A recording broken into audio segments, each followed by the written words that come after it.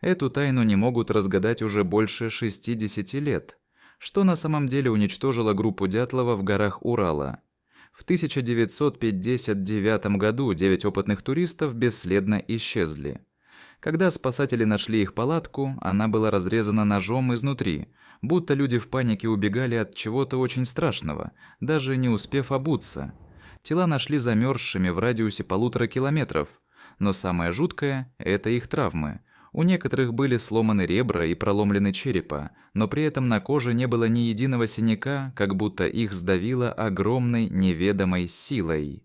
Экспертиза показала, что одежда погибших была покрыта странной радиацией, а кожа имела неестественный оранжевый оттенок. Местные племена поговаривали, что в ту ночь в небе видели светящиеся шары. Лавина, секретные испытания или что-то паранормальное. Напиши свою версию в комментариях и подпишись, здесь только реальные тайны.